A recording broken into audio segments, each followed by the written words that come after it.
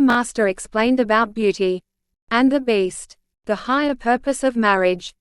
Kamlesh D. Patel shares some thoughts on how marriage ennobles and enriches our lives, supports our evolution and provides a happy, stable base for family life. The other day, I was lucky enough to observe an elderly couple taking a stroll along the river in Princeton, their steps totally in sync. You could see they had been together a long time. They hardly spoke, communicating their togetherness in more subtle ways. Eventually they reached a park bench overlooking the river, pulled out a flask of tea and some sandwiches, and together enjoyed their little feast in perfect silence. Their movements were so in tune it seemed for a moment like one person was moving. The way she poured the tea was full of gentleness and care, as was the way he received the cup. They ate their sandwiches and enjoyed the stillness of the riverside. They had reached a stage in their marriage of purity in connection and communion. Did this happen as a result of a life full of perfect harmony and ease? I doubt it. Did they have arguments about how to discipline their children, and how much money was spent last month? Probably. Most couples evolve to this stage in their relationship by going through struggles and difficulties, by sacrificing their personal wishes, and by raising children, grandchildren and sometimes great-grandchildren. This is the other end of the spectrum from the heady days of the young love of newlyweds, when a couple is much more physical and verbal in their demonstration of love. That is, if there is love in the relationship. We will get to that later on. So which one is better, the exciting early days of romance, or the halcyon days of an elderly couple? This seems like a silly question, given that it is obvious they are different stages in the evolution of a marriage, both relevant and both important. It would be a silly question, except for the fact that today most marriages in the West, and an increasing number in the East, do not last the distance. It is worth examining why. What comes between the beginning and the end? Why is it that in today's world so many marriages end in divorce? Is it because marriage is an outdated institution? I would say, no, it is because we do not understand the purpose and stages of marriages, and the nature of love. It is easy to see how problems happen. The daily grind of modern life is not kind to relationships. Often both parents work long hours in order to save enough money to pay for their children's education and buy a house, and city dwellers are bombarded by all sorts of environmental pollution and stress. So by the end of a hectic day, there is little energy left to take care of each other and be kind. But do you think this is any harder than living with war, famine, plagues or slavery, all situations that existed for our ancestors? We can easily blame circumstances for the failing marriages of today, but in many ways human beings have never had it easier. It is also that after the joyous whirlwind of a wedding, there comes the reality of living together, accepting each other's imperfections and learning how to adjust to the new dynamics of a relationship. When two imperfect beings come together, there is bound to be some friction and adjustment. And if the couple lives with extended family, there are even more components in the new dynamic. It is often not at the beginning or the end that marriages falter, but in the middle when the struggles are greatest. So what makes the difference between a couple that is able to stay with the evolutionary process of marriage and one that does not? As more and more youngsters look for answers to such questions, where reason and emotions converge, where tradition and contemporary thinking meet, and perhaps, where science and spirituality meet, there is a need for a very relevant and practical approach to relationships that also encompasses the wisdom of the ages. So let's start with some ancient wisdom that can help. In yogic philosophy, we learn about the three human types, sattvic, rajasic and tamasic. We are all a mixture of the three, but generally one predominates in our makeup, and this can change as we evolve. Tamasic behavior is characterized by ignorance and inertia. A tamasic person is often lethargic, prone to violence, and mistrust. Rajasic behavior is characterized by action and passion. A rajasic person is one who is often focused on satisfying his own personal desires, gain and prosperity. Sattvic behavior is characterized by purity and wisdom. A sattvic person cheerfully serves others without any expectation of personal benefit. These three qualities pervade everything we do, the way we walk, talk and eat, and even the way we breathe. What happens to our breath when we experience intense anger? The nostrils flare and our breath is long, loud and chaotic, tamasic in nature. On the other hand, when we are in the state of samadhi or deep meditation, our breathing is so quiet and calm that we hardly notice it. It flows so naturally and so effortlessly, which is sattvic in nature. These qualities play out in all our interactions with others, and are very evident in our closest relationships.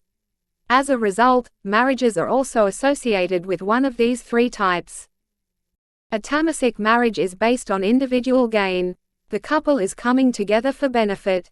For example, the groom might be focused solely on the financial status of the bride's family, or gaining a trophy wife. Alternatively, the bride might be marrying someone much older for money, status or access to an easy visa. Such marriages are transactional in nature, based on narcissistic or self-centered behavior, and can easily result in mutual distrust and discord. A spouse is a commodity to provide status, pleasure or service. Today, many marriages are rajasic, based on mutual love and respect, and also mutual desire and benefit. But although there may be mutual respect, the love is not totally pure and unconditional, as there is expectation. So when the other person is flawed and imperfect, as we all are, there is disappointment and trouble in paradise. A sattvic relationship is one in which the two partners don't think of themselves as individuals, but as one. They cheerfully sacrifice everything for the relationship and each other. There is a wonderful short story by O. Henry called The Gift of the Magi about such a young couple. In a sattvic marriage there is purity of intent, and no concern about physical deficiencies or financial status. Communion, mutual growth and unconditional love are at the core of the marriage. In sattvic marriages, the best emerges over a period of time, as the family is based on giving and love, and so it is strong. When children come along in a marriage, the focus in the couple shifts from attention on each other to a partnership where the main focus of attention is now on the children. The different personality types will respond in different ways to such a shift. What do you imagine will happen to a person who is self-focused, who wants his or her spouse to constantly shower attention? And what will happen to a person who is always happy to give and does not need to be the center of attention? Here is an example of different responses leading to different results. You can consider many other scenarios: financial hardship, ill health, problems with children, death in the family, worries at work, etc. How will each personality type respond when such struggles come in a marriage? There always needs to be at least one giver for a marriage to work, and if there are two it can thrive. So in today's world, where narcissism and self-interest are encouraged and promoted by advertising and the media, it is not surprising that so many marriages fail or exist in suffering rather than joy. When we are intent on blaming and criticizing the other person for problems, rather than looking to ourselves and accepting difficulties, nothing can move forward. We have become a me rather than a we culture.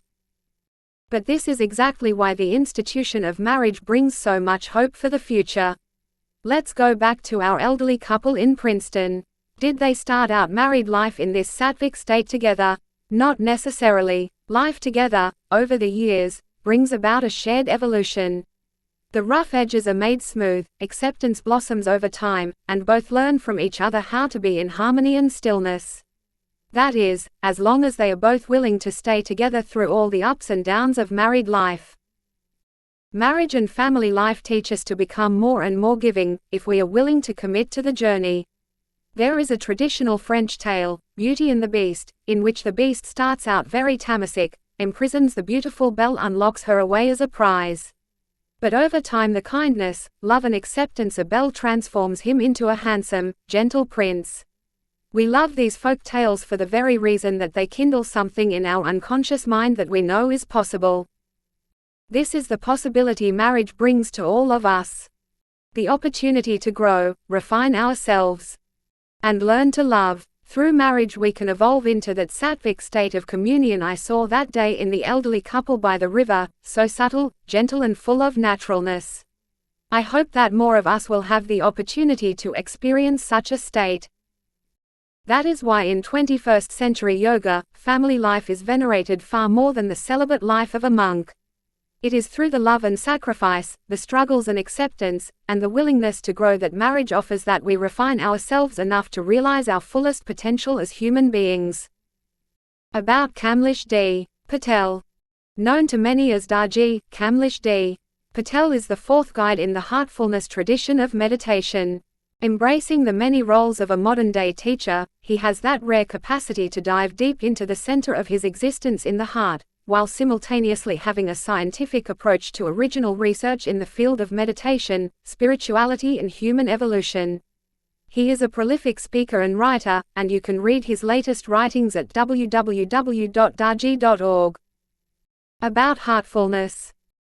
Heartfulness is an approach to the Raja Yoga system of meditation called Sahaj Marg, founded at the turn of the 20th century and formalized into an organization in 1945. More than 70 years later, heartfulness has been adopted globally by groups across civil society, government departments, schools and colleges and corporates. In 130 countries, supported by 7,000 certified volunteer trainers, over 1 million people are practicing heartfulness. This number continues to grow globally through hundreds of heartfulness centers worldwide. www.heartfulness.org. www.heartfulnessmagazine.com